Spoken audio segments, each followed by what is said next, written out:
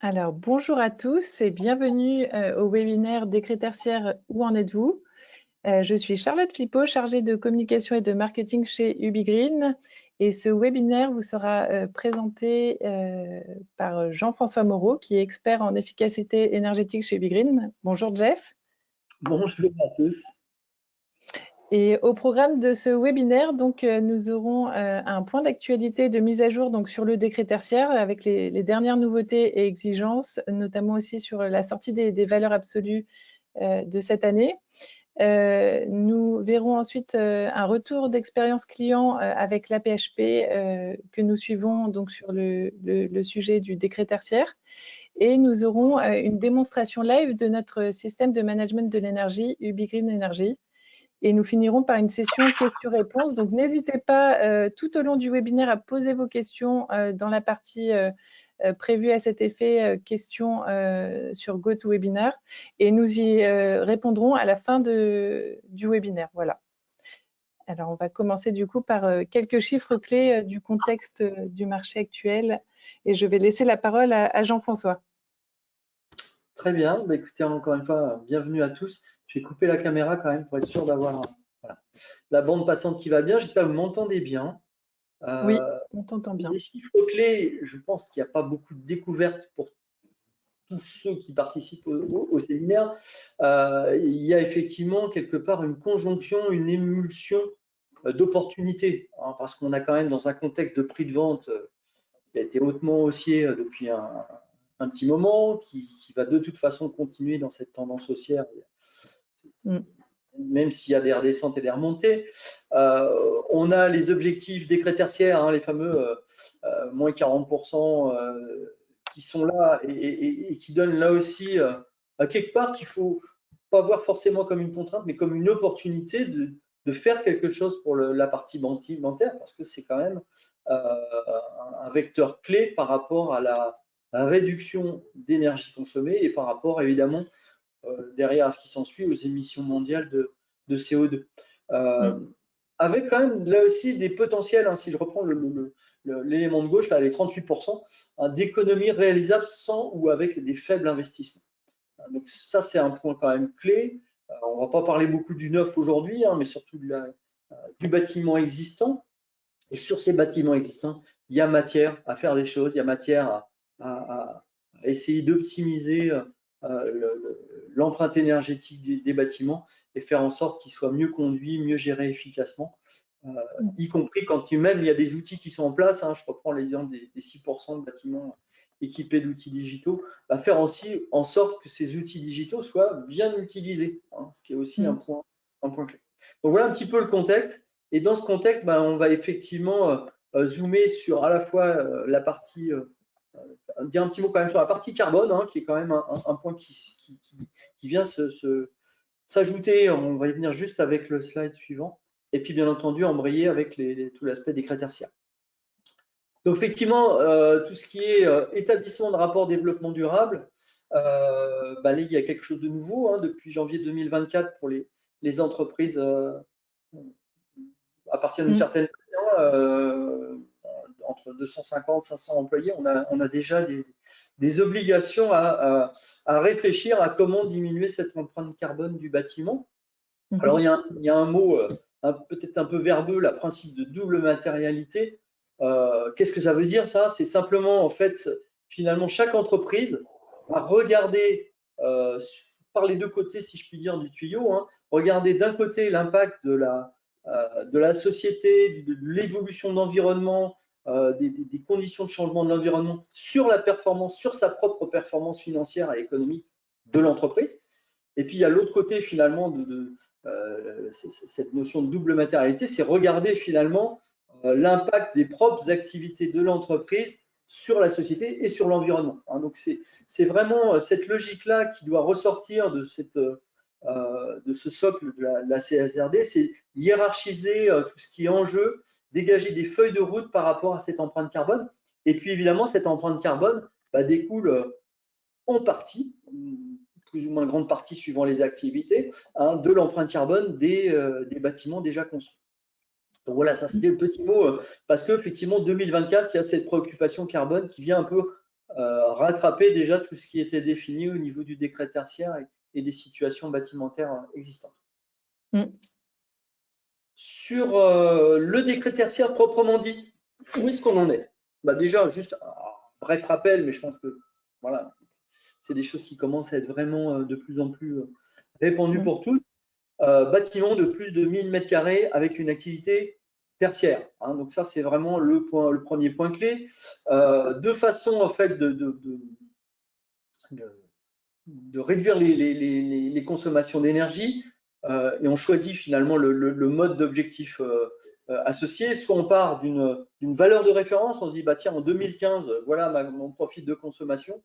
Par rapport à ce profil de consommation en 2015, voilà l'objectif à atteindre, c'est moins 40%, c'est le fameux objectif en valeur relative, avec les moins 40, moins 50 et moins 60%.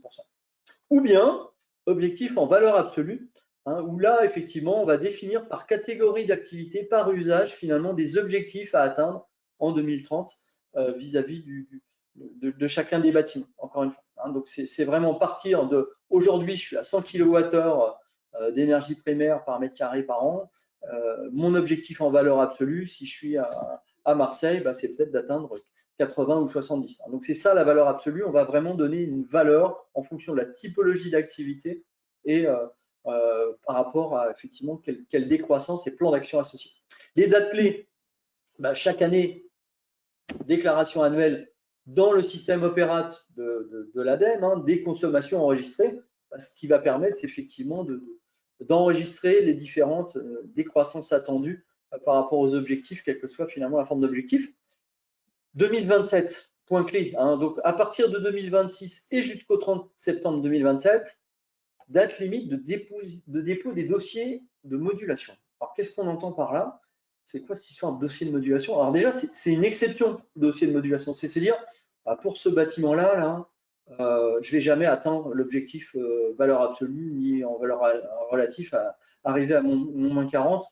Parce qu'il y a des contraintes architecturales, le bâtiment, la façade est peut-être classée, donc je ne vais pas pouvoir faire les isolations comme je veux. Parce qu'au niveau des changements d'énergie, je ne vais pas pouvoir, je suis en plein centre-ville, je ne vais pas pouvoir changer forcément facilement mes systèmes de chauffage, de ventilation et autres.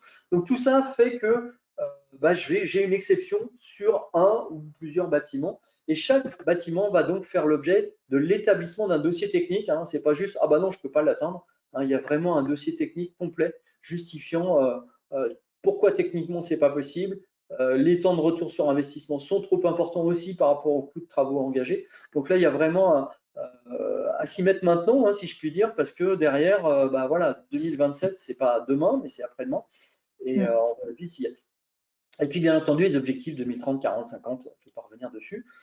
Les pénalités, juste un petit mot. Aujourd'hui, il n'y a pas encore de régime d'application de pénalité, mais c'est défini dans le décret. C'est 7 500 € pour une entreprise et c'est 1 500 € pour une personne physique. Voilà. Donc, avec effectivement la publication comme quoi les obligations n'ont pas été remplies. Donc ça resitue un petit peu le contexte du décret tertiaire qui normalement voilà, est quelque chose qui est en route pour beaucoup de secteurs et d'activités tertiaires. Donc c'est dans les préoccupations et c'est d'autant plus dans les préoccupations compte tenu des évolutions des coûts des énergies. Slide suivant.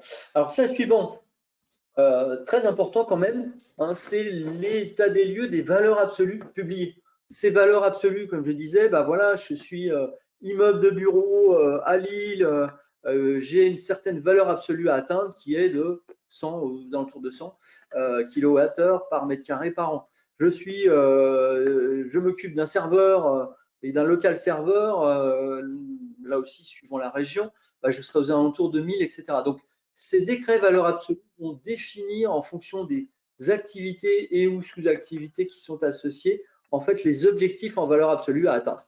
Et cette année, en 2024, il y a quand même 2 arrêtés importants valeur absolue. Le premier qui date de mars-avril, le valeur absolue numéro 4, qui va concerner toute la liste là établie. Et puis le valeur absolue 5 qui est paru là en juillet, donc durant la période estivale, qui vient vraiment compléter grandement en fait déjà tout ce qui était défini qui vient modifier aussi certaines définitions d'activité, de sous-activité. Hein, donc tout ça a un impact aussi sur la déclaration au final opérate, même si les catégories étaient déjà définies. Et puis il reste essentiellement tout ce qui est lié au commerce, hein, que ce soit la grande petite distribution, tout ça, le commerce est pour l'instant encore avec des valeurs attendues. Pour la petite histoire, le commerce avait d'ailleurs déposé il y a quelques années un recours par rapport aux décrets tertiaires, disant qu'il fallait du temps pour pouvoir se préparer à tout ça. Donc effectivement, c'est encore sous discussion, mais de toute façon, tout le monde s'y prépare, hein, et les grandes chaînes aujourd'hui d'hypermarchés sont vraiment aussi à fond dans ce sujet du décret tertiaire, même si les valeurs absolues ne sont pas encore définies. Donc voilà un petit peu le point important, décret 4, décret 5, qui va prendre les valeurs absolues sur des catégories qui jusqu'à présent n'avaient pas d'éléments définis. Donc voilà un petit peu sur le décret tertiaire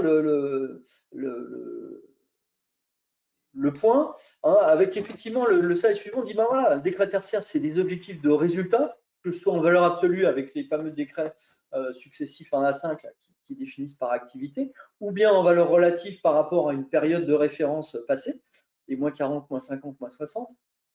Dans tous les cas, il y a un objectif à atteindre. Hein, donc il y a vraiment une route à tracer. Cet objectif d'ailleurs, il est éminemment, enfin en tout cas, il va impacter grandement l'objectif carbone, hein, et la trajectoire bas carbone qu'on a évoqué brièvement tout à l'heure sur la partie CSRD. Donc tout ça est vraiment important parce que l'objectif de résultat doit être là. Et puis vient j'allais dire superposer, mais c'est pas tout à fait superposé, le fameux décret BACT, hein, qui là aussi dans toutes les tous les échanges, dans toutes les communications, et en particulier au niveau des sociétés qui proposent des produits et des systèmes d'automatisation, ce décret BACT va effectivement pousser à déployer des moyens. Hein. Donc là, on n'a pas un objectif de résultat, mais finalement, ces moyens qu'on va déployer, la mise en place de GTB, hein, de système de gestion technique de bâtiment par bâtiment, va finalement participer à l'objectif de résultat. Hein, donc les deux finalement concourent à la même cible, hein, réduire l'empreinte énergétique et l'empreinte carbone. Donc pour le décret BACT, là il n'y a pas de contrainte sur la partie surface, mais vraiment sur la partie puissance cumulée. Hein. On va d'abord s'intéresser aux bâtiments avec des puissances fortes de CVC en termes de puissance active. Et puis ce décret BACT va aussi pousser à l'interopérabilité des systèmes. Hein. On a des vieilles GTB, quelquefois sont très bien communicantes parce qu'il y a des protocoles qui existent comme le Modbus qui sont aussi vieux que moi et qui marchent très bien et qui permettent de remonter de l'information ou d'échanger de l'information.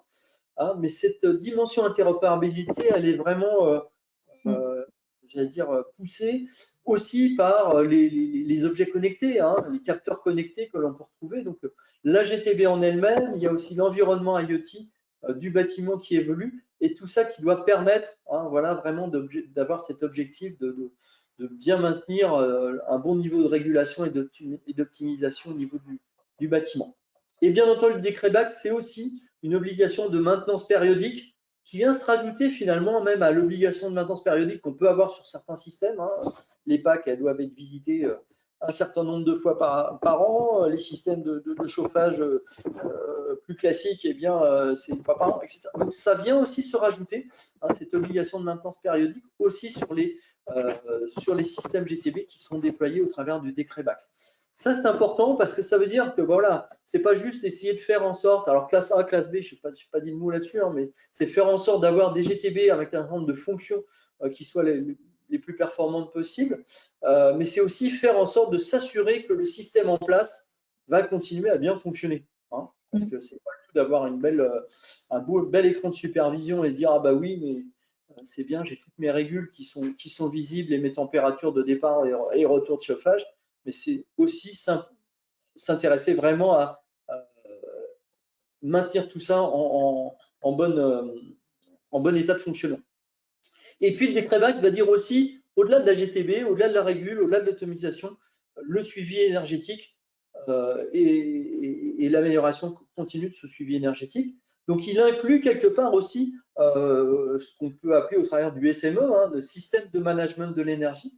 Cette fonctionnalité système de management de l'énergie pour avoir effectivement la visibilité complète sur l'énergie consommée des bâtiments, et éventuellement descendre aussi au niveau des usages bâtimentaires.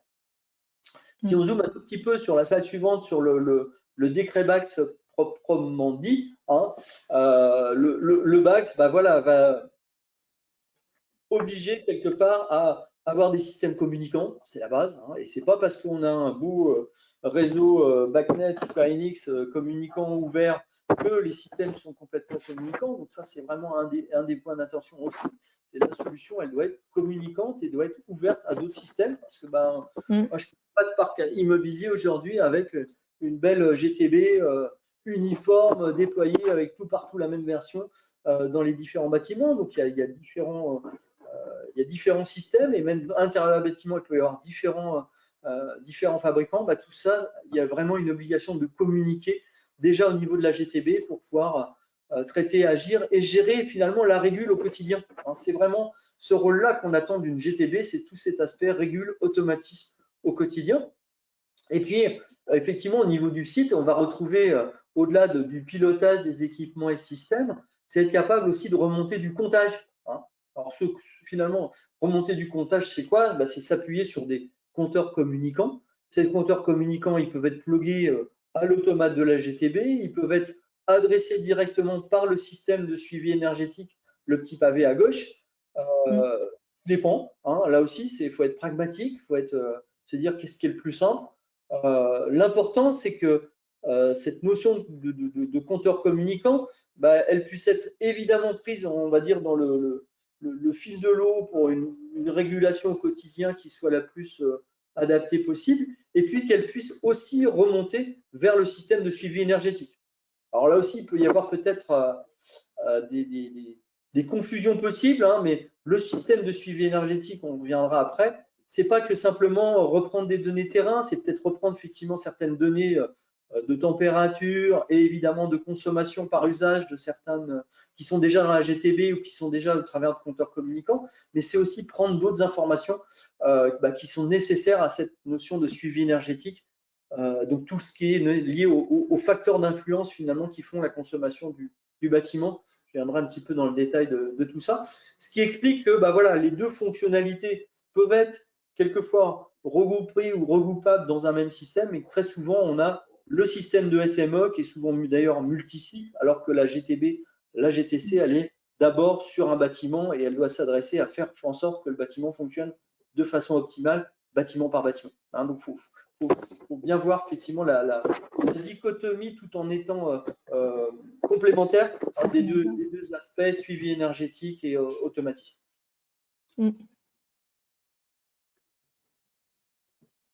Sur la partie décret tertiaire, retour d'expérience client, je ne suis pas le client, mais je vais essayer effectivement de vous dire un petit peu voilà, quelle était la problématique rencontrée. J'espère que ça résonnera par rapport à peut-être vos problématiques à vous. Je pense que c'est ça qui est important de chacun.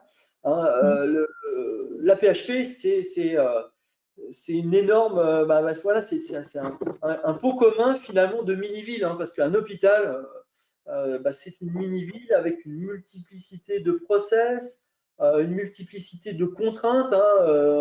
Voilà, pour en citer une qui est peut-être pas complètement majeure dans d'autres cas, mais c'est la contrainte d'approvisionnement énergétique, mais pas que ça. Le bloc opératoire et le bistouri, il doit toujours être alimenté. Mais indépendamment de ça, c'est effectivement des bâtiments très variés, c'est effectivement des process très variés qui font que aujourd'hui, il y a une problématique importante à comprendre, à cartographier les différentes données, à fiabiliser aussi ces remontées de données. Je parlais tout à l'heure de données de comptage, de sous-comptage, mais pas que. Évidemment, dans l'empreinte énergétique d'un bâtiment, il y a peut-être certains process qui sont très gourmands. Pour l'hôpital, c'est les blanchisseries, des process qu'il faut suivre aussi, tout ce qui est bloc opératoire, etc., ou salle de traitement de calcul s'il y en a. Mais c'est pas que ça, c'est vraiment avoir aussi la compréhension sur ce qui va influencer finalement l'usage énergétique, l'empreinte énergétique du bâtiment, et c'est les usages. C'est combien il y a de personnes dans un bâtiment administratif. Un même bâtiment qui est occupé par 100 ou par 300, bah forcément l'empreinte énergétique va être très différente.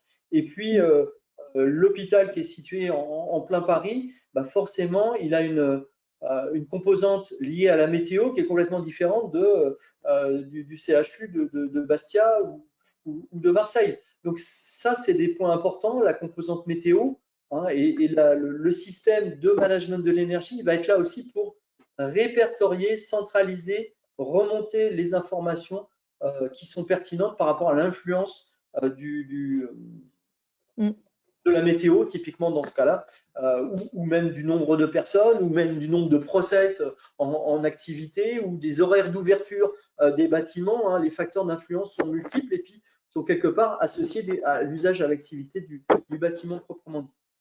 Donc effectivement, cette étape 1 de la PHP, ça a été de cartographier, fiabiliser les données, homogénéiser le référentiel aussi, point important. Quand on parle de référentiel, c'est le référentiel patrimonial. Comment je décris mon patrimoine existant, mes différents bâtiments, pour pouvoir après finalement affecter les données, pouvoir remonter les données, centraliser, agréger toutes les données de consommation dans un réceptacle qui va bien, qui soit structuré.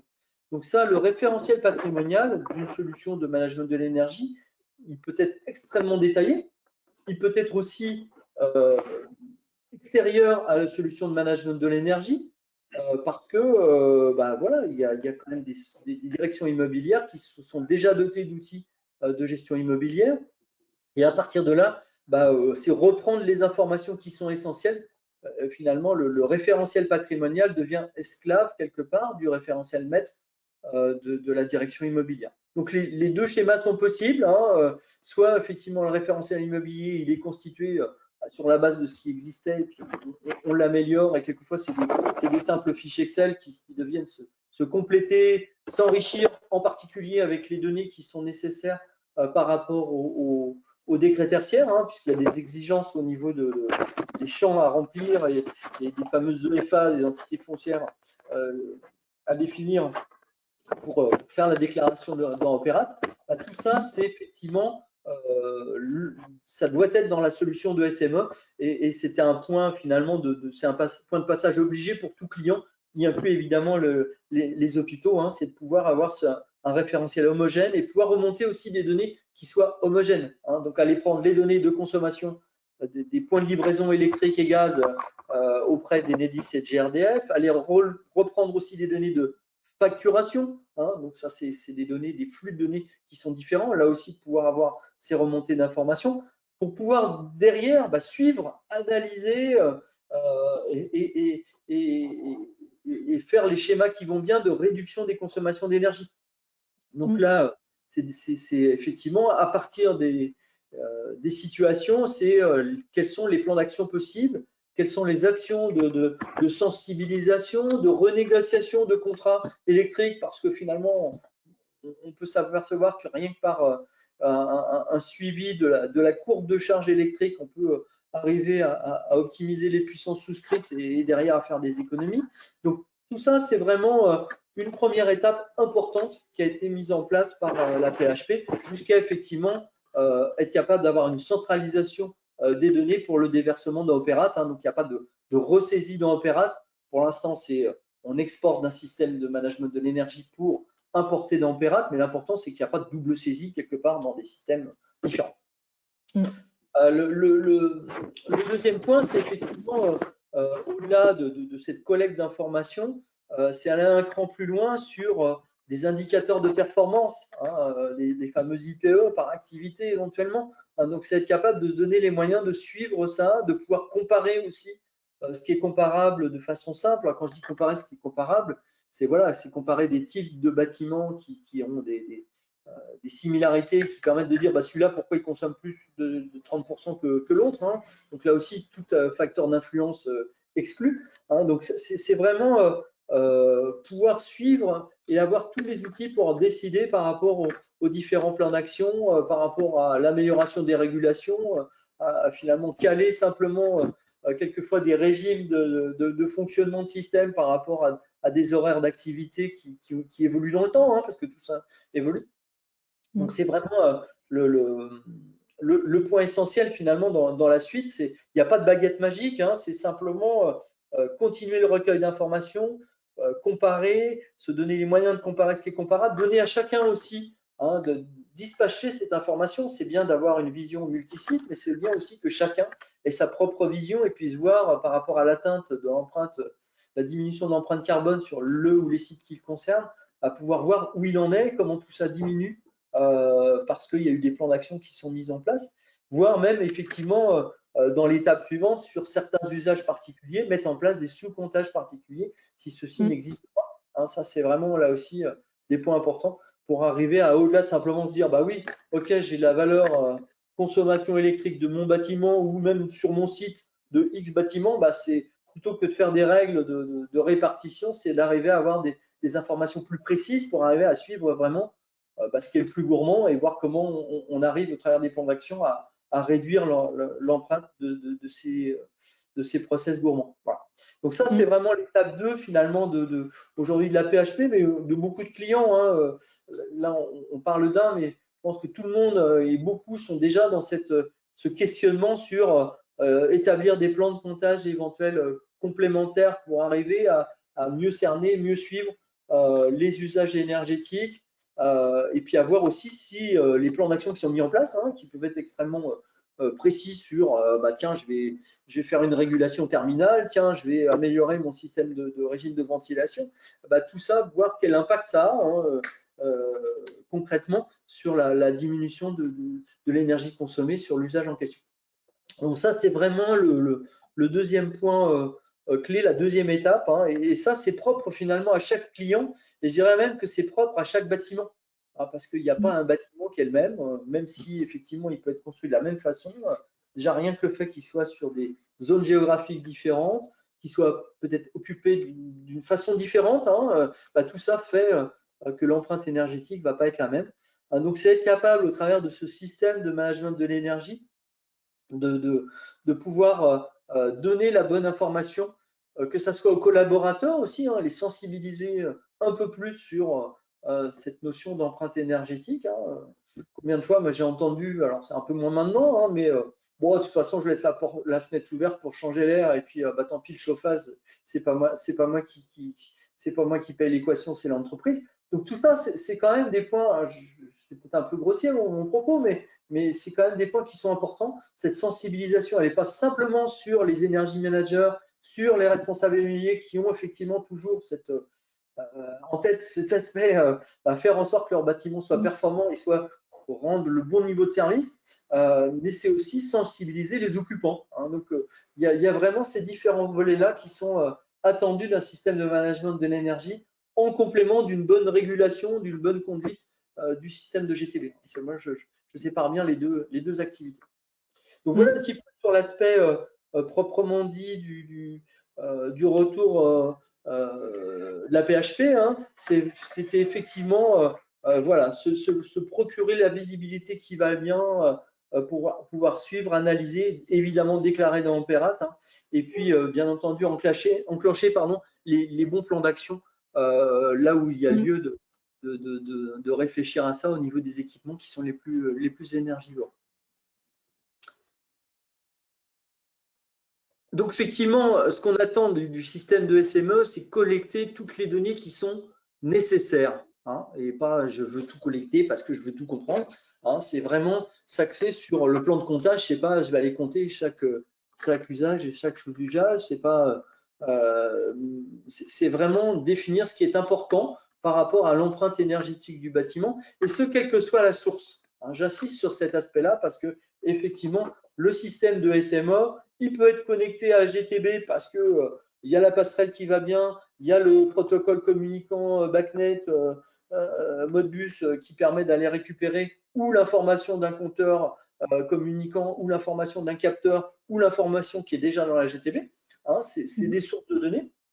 Mais on va aller chercher des données chez les distributeurs d'énergie. Les compteurs communicants, il y a toute l'information avec les points 5 à 10 minutes sur les consommations des compteurs communicants, quelles que soient les puissances installées. C'est de vraiment avoir cette logique de courbe de charge, de courbe d'activité. Et ça, c'est vraiment un point aussi clé si on veut avoir une approche un peu globale, mais aussi si on veut rentrer dans le détail du profil de consommation. Tiens, en fait, c'est quoi ma consommation de cette semaine par rapport à la semaine passée? C'est quoi la consommation de cette semaine par rapport à la même semaine de l'année d'avant? Donc, c'est vraiment des choses qui sont clés pour suivre et voir qu'il n'y a pas de dérive aussi par rapport à l'empreinte énergétique. Parce que se donner des objectifs d'optimisation, c'est bien, mais faire en sorte que le bâtiment ne dérive pas, ne sorte pas de la bonne ligne directrice ou de la bonne conduite, c'est vraiment un point important. Et puis, tout ce niveau facture aussi.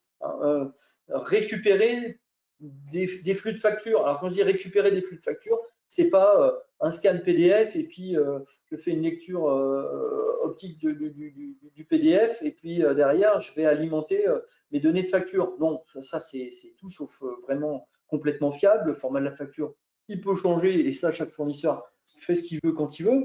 Donc là, le système de SME, il doit être le plus possible en capacité de faire des flux électroniques avec les fournisseurs. Donc, flux électronique, c'est une liaison électronique finalement entre le système fournisseur qui va rapatrier toutes les données, qui va permettre d'échanger toutes les données de la facture et pas simplement un prix TTC et un prix hors taxe. Ça, c'est vraiment un point important. Et puis, toute la partie droite finalement du schéma, là, des données d'activité, données techniques, données météo, c'est tout ce qui est lié aux facteurs d'influence. Le système de SME va permettre de décrire tout ce qui est facteur d'influence essentiel en fonction de l'activité justement du dit bâtiment. Est-ce que c'est le nombre de serveurs quand je suis dans mon data center? Est-ce que c'est mon nombre de machines et les horaires des machines quand je suis sur un processus industriel ou semi-industriel? Est-ce que c'est mon nombre d'employés ou les horaires d'ouverture de mon bâtiment 6 jours sur 7 versus 5 jours sur 7 pour les bâtiments qui reçoivent du public? Voilà. Et bien entendu, les données météo, qui sont déjà un truc obligatoire, quelque chose d'obligatoire par rapport à la déclaration tertiaire, puisque un même bâtiment conçu de la même façon, orienté de la même façon, entre Lille et Bastia, il y a presque un fois deux en termes d'influence météorologique. Donc ça, c'est vraiment avoir aussi un lien avec des sources météo, que ce soit Météo France ou d'autres sources, pour pouvoir avoir cette information du facteur d'influence météo bâtiment par bâtiment. Donc, c'est être capable aussi de décrire au niveau de la structure patrimoniale, donc de chaque bâtiment, être capable de décrire la station météorologique de référence qui est rattachée.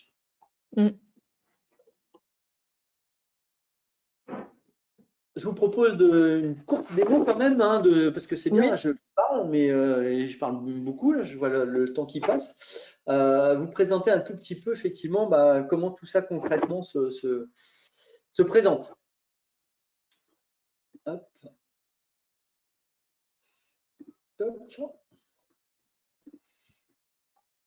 J'espère que vous voyez bien mon écran. Charlotte, tu peux dire si oui. C'est tout bon? C'est complet? Oui, c'est tout bon. Super. On voit bien. Donc là, je suis sur l'écran d'accueil d'une démo. Donc l'idée, c'est que vous ayez une petite idée de l'ergonomie, de ce que permet de faire finalement un système de SME. Donc là, on est vraiment sur un système multi-site avec un accès. C'est le premier pilier finalement, les accès utilisateurs. Les accès utilisateurs, c'est des profils d'autorisation. Qu'est-ce que j'ai le droit de voir comme région, comme type de site, comme ensemble, au contraire, complet de mon parc immobilier, en fonction effectivement du profil d'autorisation que j'ai. Donc ici, je suis un super utilisateur, j'ai un menu à rallonge, si je puis dire, qui me permet d'avoir accès à tout un ensemble de fonctionnalités et surtout à l'exhaustivité du patrimoine décrit. Le deuxième point important, et là aussi qui est vraiment lié à chacun, finalement, c'est ici la représentation de ce patrimoine dans une hiérarchie patrimoniale. Donc, c'est faire en sorte d'avoir ici la hiérarchie qui soit la vôtre, avec des niveaux. Ici, j'ai des pays, mais imaginez que ça pourrait être des régions, ça pourrait être des groupements de communes, et puis derrière, aller dans les communes, et puis dans les communes, aller bâtiment par bâtiment, gymnase par gymnase, etc. Donc, on a moyen effectivement d'avoir cette information sur la description finalement hiérarchique du patrimoine immobilier. Ça, c'est un point important. C'est le deuxième pilier parce que c'est ce qui va permettre d'agréger, désagréger automatiquement les données qui sont associées à un périmètre de patrimoine donné. Vous voyez qu'ici, j'ai zoomé sur un niveau déjà par rapport à ma hiérarchie patrimoniale. Et là, j'ai 12 compteurs électriques, c'est 6 compteurs gaz. Ici, mes données de consommation cumulées sur la période ici ont été automatiquement agrégées, désagrégées en fonction de ce que je veux faire. Et puis, bien entendu, l'usage temporel de tout ça. Donc là aussi, c'est faire en sorte d'avoir les tableaux de bord qui vont bien, les capacités, la flexibilité d'analyse temporelle qui va bien à tout à chacun. Et ce tableau de bord d'accueil, on va voir d'autres juste après, ce tableau de bord d'accueil va effectivement porter aussi des analyses, indépendamment des indicateurs. Alors là, les indicateurs, ils sont hyper simples, mais un indicateur, ça pourrait être des kilowattheures par mètre carré de surface chauffée, ça pourrait être voilà, tout type d'IPE. La plateforme aussi de SME doit être capable de faire les calculs qui vont bien adapter à chaque typologie d'activité qu'on veut suivre.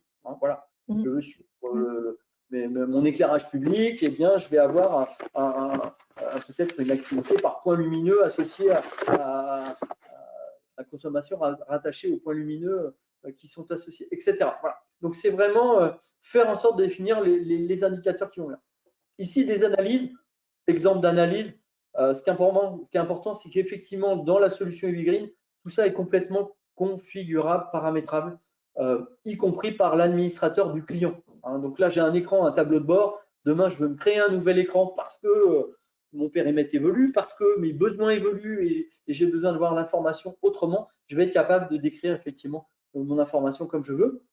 Je vais pouvoir avoir toujours simultanément sous forme graphique, et quand je me balade dessus, j'ai les données, mais je peux avoir aussi mes données systématiquement au niveau de toute analyse présente dans le système. Et je peux aussi exporter ces données. C'est vraiment un point très important. Ici, j'ai cliqué sur l'export et vous voyez que automatiquement, je retrouve mon ouverture de fichier Excel avec les données qui sont présentes à l'écran. Donc ça, c'est vraiment un petit peu des points clés. Je vais pouvoir faire des comparaisons, alors des comparaisons de consommation, des comparaisons de coûts. Qui dit coût, ça veut dire que quelque part, j'ai la représentation contractuelle avec mon fournisseur pour pouvoir valoriser en fait et donc regarder mes montants facturés. Je vais pouvoir avoir aussi mon évaluation carbone associée à l'empreinte énergétique des bâtiments. Donc c'est un des éléments finalement qui vont être nécessaires par rapport à tout le suivi carbone attendu au niveau des entreprises. Ce qui veut dire que dans le système SME, vous allez être capable de faire les calculs. Enfin, quand je dis vous allez être capable, c'est plutôt la plateforme va calculer automatiquement en fonction soit des coefficients de l'ADEME standard, la conversion kilowatt en kilogrammes de CO2 émis, ou bien à partir des conditions particulières de contrat, j'ai un réseau de chaleur avec peut-être 60% d'ENR et puis 40% d'énergie fossile, eh bien mon empreinte carbone va être de temps, donc avec une empreinte carbone particulière. Et tout ça va pouvoir être modélisé, représenté dans le système et bien entendu évoluer en fonction de la relation aussi fournisseur. Demain, je change de fournisseur, mon empreinte carbone peut aussi évoluer en conséquence par rapport à la fois à l'énergie fournie ou bien à l'empreinte carbone associée aux fournisseurs vis-à-vis de cette énergie. Je vais pouvoir avoir aussi une approche cartographique. Donc là, je vais avoir effectivement une visibilité sur, mais au fait, alors aussi j'ai des gros ronds, là aussi, tout est paramétrable. Ici, j'ai une représentation, la taille de mes ronds est en fonction des kilowatts consommés. Et puis, j'ai des couleurs avec là aussi des paramètres configurables complètement à façon en fonction des kilowattheures par mètre carré de surface chauffée. Donc, ce qui me permet d'aller zoomer tout de suite dans le bâtiment qui éventuellement sort en couleurs différentes. Et bien entendu, cette cartographie, je peux l'avoir aussi avec une cartographie carbone, parce qu'effectivement, l'image carbone n'est pas forcément la même en fonction des énergies qui sont utilisées. Je vais pouvoir avoir accès évidemment aux courbes de charge. Ici, mes courbes de charge, ça va être je vais avoir, voilà, je vais prendre un petit horizon un peu plus important. Je vais avoir effectivement ma courbe de charge. Vous voyez qu'ici, ma courbe de charge elle est très faible par rapport à ce que j'ai en haut, mon petit pointillé, c'est ma puissance souscrite. cette puissance souscrite, je vois qu'elle est très haute là par rapport à mon profil sur les dernières semaines. C'est peut-être pas très étonnant, je suis en été, je ne sais plus le point où il est là, s'il est à Londres ou autre, mais j'ai peut-être pas forcément des besoins très importants et par rapport à cette puissance souscrite. En tout cas, les éléments contractuels, et là c'est les éléments venant d'Enedis sur les puissances souscrites hors pleine, hors creuse, et si on a le contrat, peuvent être représentés aussi dans le système pour faire toutes sortes de comparaisons. Donc ça, c'est vraiment des points importants. Je vais pouvoir comparer ma consommation électrique. Autre exemple de tableau de bord. Donc là, j'ai une analyse avec ma comparaison de tableau, de gaz, d'eau. Donc, les fluides, ce n'est pas que les fluides d'énergie, ça peut être aussi d'autres fluides qui sont très importants. Sur la partie décret tertiaire proprement dit, il y a des choses qui sont importantes, c'est est-ce que mes données sont complètes ou pas? Alors là, je suis sur un historique de données. Je peux voir si effectivement toutes mes données sont bien présentes, ma complétude, tous les éléments sont bien là ou pas. Je vais pouvoir effectivement, le système va pouvoir déterminer une période de référence si ça n'a pas déjà été fait, en tenant compte des consommations passées, des historiques de consommation passées qui doivent être chargés dans le système, et puis bien entendu des historiques de météo, parce qu'effectivement, on va corriger compte tenu des DJU météo. Je vais pouvoir définir des objectifs par rapport à mes objectifs, où j'en suis. On a parlé d'objectifs relatifs et absolus. Si je prends un bâtiment, voilà, ma référence, mon point de départ de référence, c'était 174 en 2017-2018. Mon état actuel, c'est 53. Et mes objectifs absolus, vous voyez que j'ai dépassé mon objectif relatif. Donc, ça, c'est vraiment des points importants de pouvoir suivre sous forme de scorecard, sous forme de courbe, en fait, l'atteinte d'objectifs ou pas. Là, c'est les objectifs décret tertiaire, mais ça peut être n'importe quel type d'objectif. Ça peut être un objectif associé à un CPE, par exemple, donc d'atteinte par rapport à un budget, par rapport à une consommation. Et puis, je vais pouvoir décrire mes plans d'action. Donc, être capable de décrire effectivement les différentes actions qui seraient envisageables. Ici, je modifie voilà, mes horaires. J'adapte finalement les horaires de fonctionnement de ma ventilation ou de mon système de ventilation aux horaires d'occupation.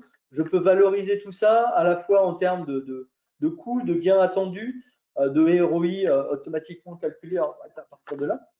Donc, c'est vraiment, là aussi, c'est le réceptacle pas simplement du déclaratif décret tertiaire, mais aussi des plans d'action qu'on veut mettre en place, avec des statuts sur ces plans d'action, avec éventuellement à y associer les documents qui vont bien. Donc, c'est être capable vraiment d'avoir la visibilité complète, indépendamment d'aller jusqu'à cette fameuse déclaration annuelle en septembre vis-à-vis d'Opérate, où là, on va extraire les données de consommation de l'année antérieure pour pouvoir effectivement aller importer directement dans Opérate. Donc, voilà, la plateforme de SME, elle est là pour procurer le niveau de suivi qui va bien, avec évidemment les compteurs généraux, avec du sous-comptage et des plans de sous-comptage et des usages, et ça va devenir de plus en plus. Pouvoir se reprendre ces informations là où elles sont, ce n'est pas la peine d'aller faire des doublons. S'il y a des informations à reprendre de la GTB, on les reprend de la GTB, les informations fournisseurs, on les reprend des fournisseurs. Enfin, voilà, c'est faire en sorte d'avoir un référentiel structuré vis-à-vis de tout ça, de pouvoir aussi procurer des alertes. Ici, tiens, j'ai une alerte de défaut sur un des bâtiments avec possiblement un usage de l'eau incohérent alors que le bâtiment il est fermé le week-end, par exemple. Voilà, donc je peux définir là aussi des alertes qui peuvent être complémentaires. Ça peut être par exemple une puissance souscrite qui sont complémentaires finalement des alertes et du suivi au quotidien que je peux avoir au niveau de l'exploitation de mon bâtiment. Donc tout ça est important et bien entendu les informations elles sont, comme vous l'avez vu, exportables facilement. On a aussi toute une logique de bibliothèque de modèles, de rapports qui sont utilisables à façon. Je vais vous en montrer, en illustrer deux. En voici un premier où là j'ai vraiment un suivi vous voyez, d'une semaine donnée par rapport à la semaine précédente, avec là aussi des niveaux d'alerte qui peuvent être configurables. Donc là, il constate qu'il y a une consommation qui est anormalement élevée par rapport à la semaine d'avant. Cette consommation est aussi anormalement élevée par rapport à l'année d'avant sur cette même semaine du 5 juin. Et puis ici, j'ai une vision sur l'ensemble de mes compteurs Enedis. Donc ça, c'est vraiment une possibilité de rapport, on va dire, extrêmement détaillée. hein, mais indépendamment de ces rapports extrêmement détaillés, on a aussi des rapports de synthèse, hein. Alors, autre exemple, là aussi, et chacun des modèles de rapports que l'on a va être personnalisé en termes de logo, en termes de présentation par rapport au contexte client, avec un syndicat d'énergie qui va présenter en fait par commune le bilan de chaque commune, hein, bâtimentaire, éclairage public, énergie renouvelable. Tous les éléments sont ainsi présentés en fait et envoyés automatiquement à chacune des communes du syndicat d'énergie. Donc tout ça c'est important parce que ça permet finalement de façon centrale de, je sais pas, aller envoyer un mail pour dire tiens voilà les résultats de ton bâtiment, tiens voilà les résultats de ta région. Tout ça peut être sorti automatiquement, envoyé par mail, en PDF, en PowerPoint, là c'est du PDF, hein, ou en Excel, hein, suivant les niveaux de données que l'on veut manipuler. Ah, donc ça c'est vraiment important. Ça permet aussi de dispatcher l'information, de sensibiliser aussi finalement chacun aux résultats et aux efforts qui ont été faits, hein, par rapport à l'atteinte de l'approche globale de l'efficacité énergétique attendue. Donc voilà, j'en ai terminé sur la partie démo. Peut-être un petit mot pour compléter sur… un petit mot rapide sur UbiGreen, oui. UbiGreen, parce que c'est vrai que je vois que le temps passe, oui. Le temps passe super vite, hein. Oui. Un petit mot sur UbiGreen, ce qui est important, c'est que voilà, on achève notre 12e année d'existence. Hein, tout ce que vous voyez à l'écran est le fruit finalement de l'évolution produit et de la responsabilité produit chez nous et le fruit des demandes de nos clients. Voilà, toutes ces fonctionnalités, c'est effectivement 12 ans de recul par rapport à les besoins clients, hein, qui sont effectivement multiples et dans différents secteurs, mais toujours ciblés sur les suivis énergétiques et bâtimentaires au sens large. Le site de Toulouse, c'est le site principal. On va retrouver toutes les équipes de développement logiciel et aussi de développement hardware, puisqu'on a des capteurs, des modules radio qui peuvent se plugger sur des compteurs communicants, hein. J'ai un éclairage dans un stade que je veux suivre, j'ai un compteur communicant qui associe dessus et je rajoute le petit module radio UbiGreen qui va permettre d'envoyer directement en fait l'information par radio à la plateforme sans aucune contrainte vis-à-vis du système d'information ou de la GTB ou des systèmes qui se remplacent. On est 50 collaborateurs, l'essentiel étant à Toulouse, autour de 50, déployés dans 20 pays parce que voilà, on a accompagné effectivement là aussi nos clients dans les 20 pays, 150 clients, et puis ça représente effectivement à peu près 500 000 capteurs, compteurs connectés. On fait partie du groupe Planon depuis maintenant 18 mois, groupe Planon qui est vraiment spécialisé sur les solutions au sens large de gestion immobilière, hein, donc de GMAO, de gestion patrimoniale. Et on est au sein de la solution Planon aussi leur module ESG, hein, donc module énergie SME. Hein, donc ça, c'est vraiment un point important. C'est aussi un point important pour nous compléter finalement notre croissance par rapport à une dimension internationale qu'on avait déjà au travers du déploiement de nos clients français, mais qu'on complète au travers de clients européens de Planon. Et puis effectivement, des clients qui ne sont pas dans un domaine donné, hein. On a aussi bien des collectivités, des départements, des syndicats d'énergie, des grands du bâtiment tertiaire, des banques, hein, tout ça dans une approche où finalement le point commun, c'est je veux suivre, comprendre, pouvoir réagir par rapport à mon empreinte énergétique et me donner les moyens d'avoir le suivi qui va bien par rapport à ma réduction de budget d'énergie, par rapport à mon empreinte carbone que je souhaite et qui m'est quasiment obligatoire de diminuer. Dernier petit point avant les questions-réponses. Oui, on va essayer d'être efficace. Je te laisse en parler. Oui, alors on a quelques questions. Donc, alors une première question. Donc, nous avons des bâtiments de production qui comprennent des bureaux. Sommes-nous concernés et que devons-nous prendre en compte dans la surface décret tertiaire? Alors, ce qui est important, c'est effectivement la déclaration des bureaux, hein. Donc, je peux avoir une surface globale d'un même bâtiment où j'ai que 2 étages finalement où il y a les bureaux. Hein, clairement, si mon bâtiment globalement il fait plus de 1000 m², je serai quand même soumis à la déclaration par rapport à mes activités décret tertiaire. Donc, je vais soumettre effectivement ma déclaration par rapport aux activités décret tertiaires, même si ce n'est pas l'essentiel finalement des surfaces de mon site industriel. Hein. Donc ça, c'est vraiment un point important. Là, je vous renverrai un petit peu sur les différents livres blancs qu'on a émis là-dessus, où il y a toutes les questions-réponses hein, par rapport à toutes ces subtilités, ou je dis subtilité, mais en tout cas un petit peu dentelle hein, sur est-ce que c'est soumis ou pas vis-à-vis d'une activité tertiaire par rapport à d'autres activités. Hein. Ça peut être aussi dans une activité, un immeuble de copro, et puis j'occupe un étage ou plusieurs étages tertiaires en bas d'immeuble. Tout ça, c'est effectivement décrit dans les différents livres blancs que l'on a oui, on a fait bien une déterminer, FAQ faire en sur le sorte voilà, sujet. de faire la bonne déclaration de ce qui va bien, et puis pas non plus de déclarer des choses qu'il n'est pas utile de déclarer. Oui, tout à fait. On a une autre question. Comment sont choisis les équipements à piloter en priorité selon leur fonction, leur capacité à être pilotés? Je dirais un petit peu les deux, hein, mais d'abord, c'est l'empreinte énergétique connue ou estimée qui fait qu'on va se dire je veux m'intéresser à tel CTA parce que je sais que ça, c'est le cœur de ma consommation. Ou je vais m'intéresser à telle ligne de production d'abord parce qu'elle fonctionne en 3-8 et que c'est ça qui fait le 80% de ma consommation sur tel bâtiment. Voilà, donc c'est vraiment s'axer d'abord sur les consommations, sur l'empreinte énergétique et ou carbone associée à cette consommation. Et puis, bien entendu, après, quelle capacité on a à récupérer une information.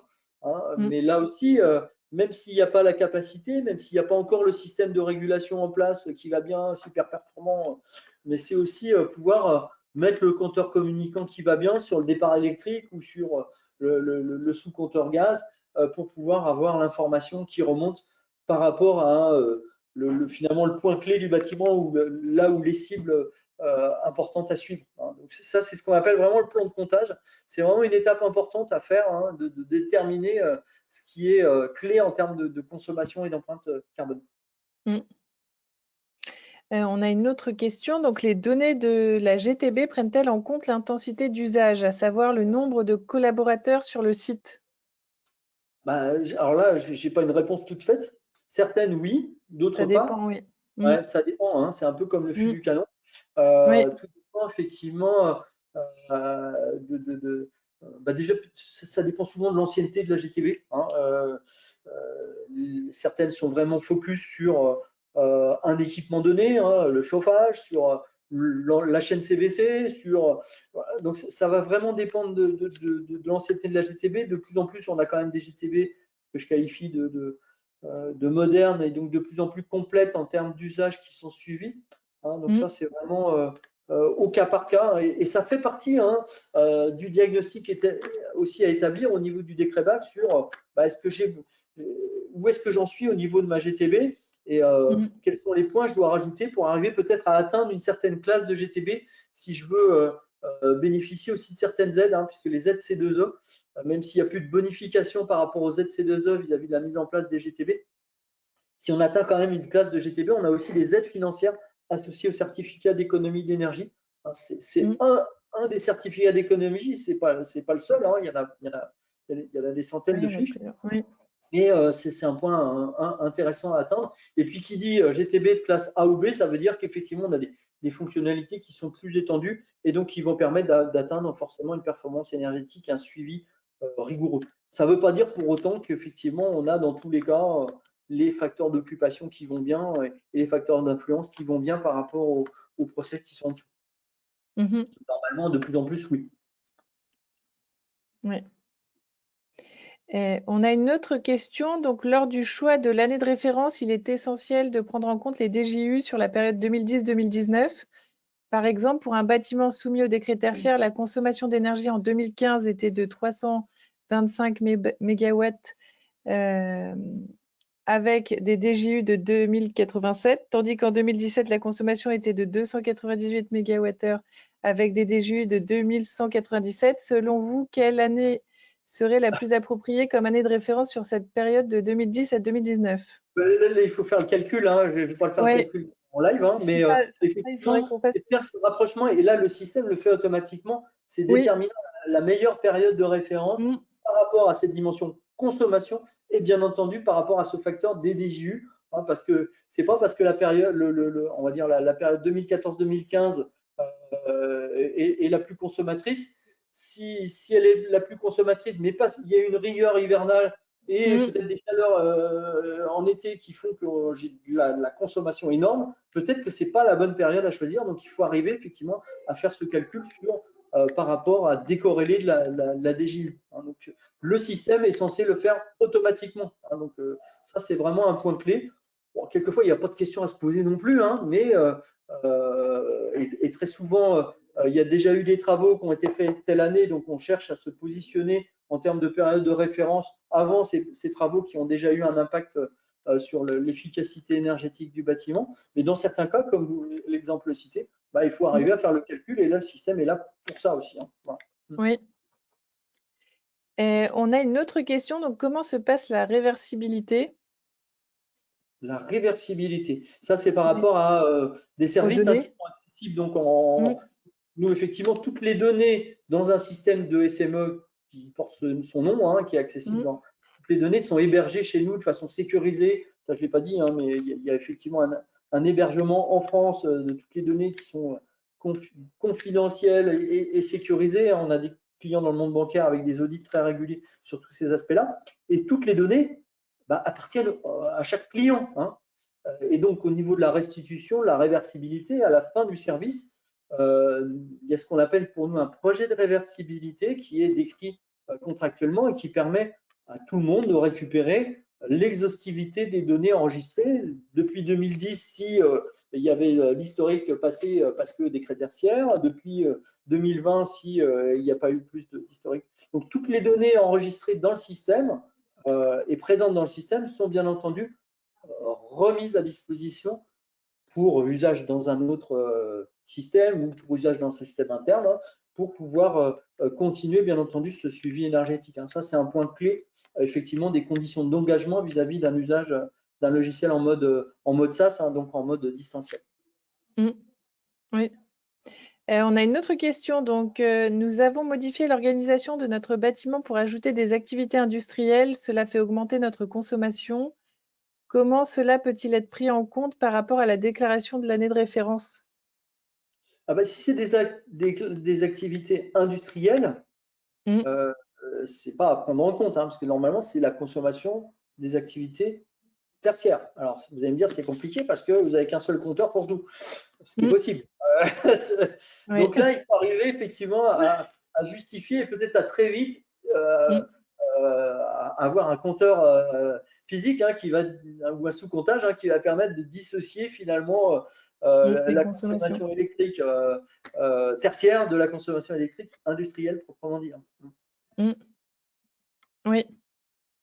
Et on a une autre question. Donc, quels sont les financements disponibles pour aider à la mise en conformité avec le décret tertiaire? Il y en a beaucoup. Hein, certificat d'économie de l'énergie, j'ai parlé de la fiche sur le GTB, mais il n'y a pas que ça. Il y a plein de fiches sur amélioration de la régulation, mise en place de moteurs performants. Quand je parle de moteur, c'est sur la ventilation, sur tous les systèmes. Mise en place d'isolation performante, hein, si on parle un peu de l'enveloppe. Mise en place, voilà. Donc, il y a plein de mécanismes au travers des C2E qui sont possibles. Hein, il faut monter le dossier, mais ça vaut vraiment le coup parce que ça peut financer quand même une partie des travaux. Indépendamment de ça, il peut y avoir des subventions de l'ADEME sur certains projets donnés. Il y a tout ce qui est prêt à taux bonifié. Ça aussi, c'est des choses qu'il faut explorer. Et puis après, il y a aussi des aides locales, régionales, hein, suivant les types d'activités, suivant les régions, pour pouvoir mettre en place les actions et développer les actions d'efficacité énergétique. Hein. Donc, il n'y a pas une réponse, hein, mais je pense que l'ingénierie financière, là, elle est vraiment importante. Il ne faut pas dire oh, de toute façon je vais rien avoir, machin. Non, il y a vraiment des leviers à aller chercher. Le C2E ou les C2E, et pas que simplement le C2E GTB, ils sont clés, hein, ils apportent des choses et ça vaut vraiment le coup de se pencher dessus pour pouvoir financer les plans d'action finalement, hein, parce que c'est vraiment ça le point clé. Et nous avons d'ailleurs regroupé tous ces financements disponibles dans un livre blanc qui est disponible sur notre site internet, hein, pour ceux qui aimeraient avoir un peu plus de détails, des aides un peu plus précises. On a fait un livre blanc et on a également aussi synthétisé tous les points importants du décret tertiaire dans les essentiels du décret tertiaire, un petit guide pratique qui est aussi disponible sur notre site internet. Voilà, donc on a traité l'ensemble des questions. On a tenu finalement le délai, on est dans les temps. En tout cas, merci à tous de Oui, votre écoute. merci à tous et bonne journée. Belle À journée à tous. bientôt. Oui, au revoir. Au revoir.